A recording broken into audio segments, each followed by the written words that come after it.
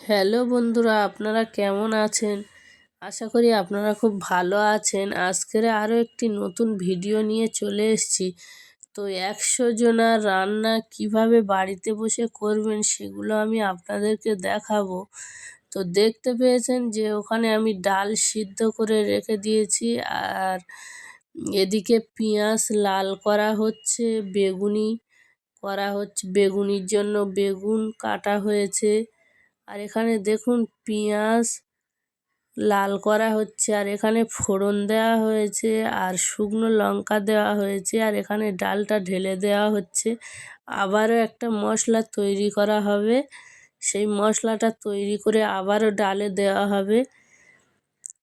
দেখুন এইভাবে ভালো করে নাড়িয়ে চাড়িয়ে আমি ডালটা নাড়িয়ে নিচ্ছি। আর এখানে ধনে জিরের গুঁড়ো দিয়ে দেওয়া হচ্ছে, দেখতে পাচ্ছেন। এইভাবে ভালো করে নাড়িয়ে নেব। আর এদিকে দেখুন এখানে দেখুন আরও একটি মশলা তৈরি করা হচ্ছে। এখানে পেঁয়াজটা লাল করে নিয়ে এখানে হলুদ গুঁড়ো, চালমগজ, পোস্ত একটু পেস্ট করা ছিল, সেটাকে কষিয়ে নিয়ে ভালো করে ডালের মধ্যে দিয়ে দেওয়া হচ্ছে। তো সব কিছু দেখানো সম্ভব নয়, সব কিছু দেখাতে গেলে ভিডিওটা অনেক বড় হয়ে যাবে।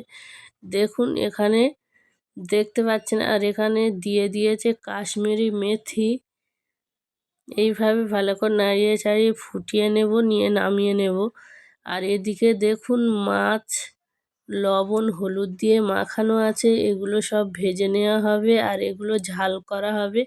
আর এদিকে দেখুন মহিষের মাংস,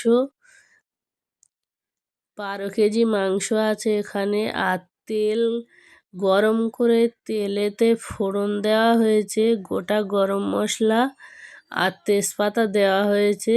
তারপরে মাংসগুলো দেওয়া হয়ে গিয়েছে ওখানে, দিয়ে ওইভাবে চাপা দিয়ে রাখা হয়েছে।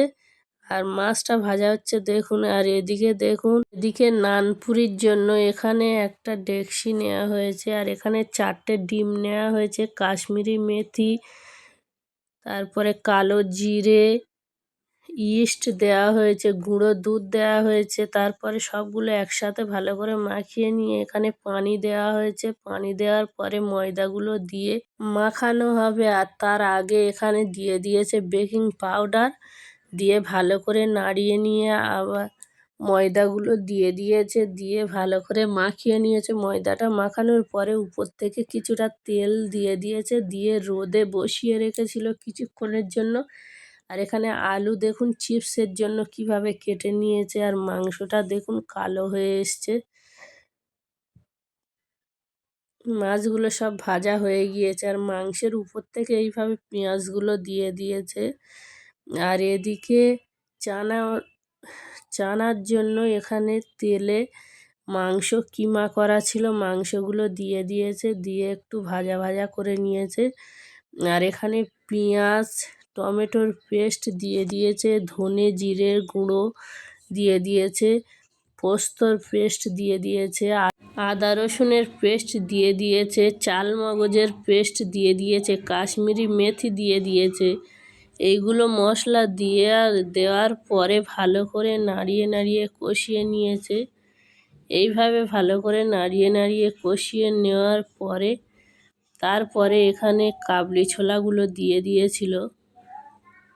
তো দেখুন এখানে হলুদ গুঁড়ো, লাল মরিচের গুঁড়ো সব কিছুই দিয়ে দিচ্ছে। আর কতটা সুন্দর কালার এসছে দেখেই বুঝতে পারছেন। এইভাবে আপনারা 100 জনের জন্য রান্না করতে পারেন।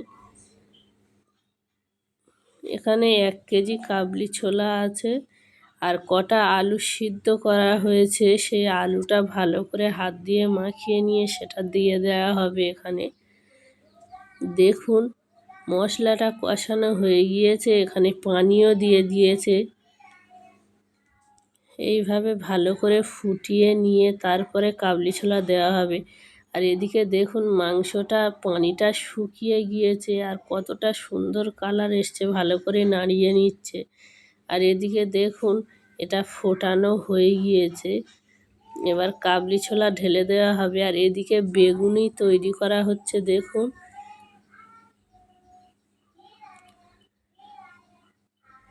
ভাজার জন্য তো দেখেছেন যে আলু ভাজা হবে, বেগুন ভাজা হবে, আরও অনেক কিছু হবে, সেগুলো আপনাদেরকে দেখাবো।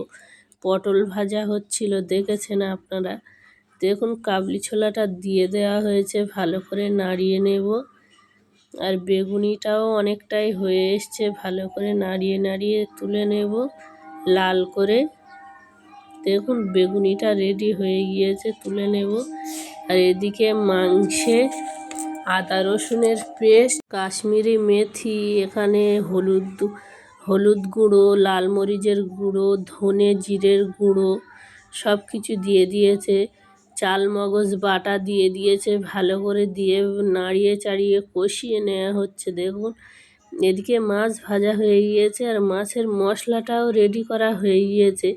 এখানেও ধনে জিরের গুঁড়ো, পোস্ত বাটা, সর্ষে বাটা দেওয়া হয়েছে, চাল মগজ বাটা দেওয়া হয়েছে, কাশ্মীরি মেথি দেওয়া হয়েছে। সব কিছু মশলা দিয়ে মাছের ঝালটা রেডি করা হয়ে গিয়েছে। এগুলো অতটা দেখানোর সময় নেই, সেই জন্য ভিডিওটা বড় হয়ে যায় বলে অতটা আর দেখানো হয়নি। এখানে মোষের মাংসের টিকিয়া হবে। তো দেখুন এখানে মোষের মাংস নিয়ে নিয়েছি, আদা রসুনের পেস্ট, লাল মরিচের গুঁড়ো, হলুদ গুঁড়ো, জিরে গুঁড়ো, ধনের গুঁড়ো, গোলমরিচের গুঁড়ো, তারপরে কর্নফ্লাওয়ার দেওয়া হচ্ছে। এখানে দিয়ে দেওয়া হবে বেসন। সব কিছু দিয়ে একসঙ্গে ভালো করে মাখিয়ে নিতে হবে। নিয়ে তারপরে এখানে আদা রসুন আর পেঁয়াজ টমেটো পেস্ট করে নেওয়া হয়েছে, সেগুলো দিয়ে দেওয়া হয়েছে। ডিম দিয়ে দেওয়া হয়েছে 3টে, দিয়ে ভালো করে মাখিয়ে নিয়ে টিকিয়াটা বানানো হবে। তো দেখুন এইভাবে মাখিয়ে নিচ্ছে। আপনারা এইভাবে টিকিয়া বানিয়ে খেতে পারেন, মুরগির মাংসের টিকিয়াও বানিয়ে খেতে পারেন। আর এদিকে আলুগুলো লবণ দিয়ে মাখিয়ে নিয়েছে, নিয়ে এখানে কর্নফ্লাওয়ার দিয়ে ভালো করে মাখিয়ে নিয়ে এগুলো ভেজে নিচ্ছে। দেখুন এইভাবে সবগুলো ভেজে নেবে এক এক করে। এইভাবে ভালো করে নাড়িয়ে চাড়িয়ে লাল করে ভেজে তুলে নেবে আলুগুলো। দেখুন কতটা সুন্দর লাগছে আলুগুলো। এইভাবে ভালো করে ভেজে নেবে। দেখুন আমার ভাজা কমপ্লিট হয়ে গিয়েছে, এইভাবে সবগুলো ভেজে নেবে। আর এদিকে দেখুন মাংসটা রেডি হয়ে গিয়েছে, চানা মশলাটা রেডি হয়ে গিয়েছে, আমের চাটনিটা রেডি হয়ে গিয়েছে। দেখুন কতটা সুন্দর লাগছে। মাছের ঝালটাও রেডি হয়ে গিয়েছে, পটল ভাজা রেডি হয়ে গিয়েছে, বেগুন ভাজা রেডি হয়ে গিয়েছে, দেখতে পাচ্ছেন। দেখুন এখানে বেগুনিটা, আর এখানে দেখুন ভাত রেডি হয়ে গিয়েছে, ছোলার ডাল রেডি হয়ে গিয়েছে, আর মাংসের টিকিয়াটা দেখুন ভাজা হচ্ছে। এইভাবে সবগুলো ভেজে নেব। আর আলু চিপসগুলো দেখতে পাচ্ছেন।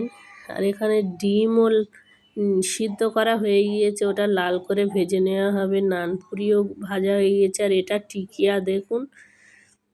আর এটা মুরগির মাংস। দেখুন সেম মহিষের মাংস যেভাবে রান্না হয়েছে সেইভাবে মুরগির মাংসটা রান্না হয়েছে। দেখুন কতটা লোভনীয় হয়েছে।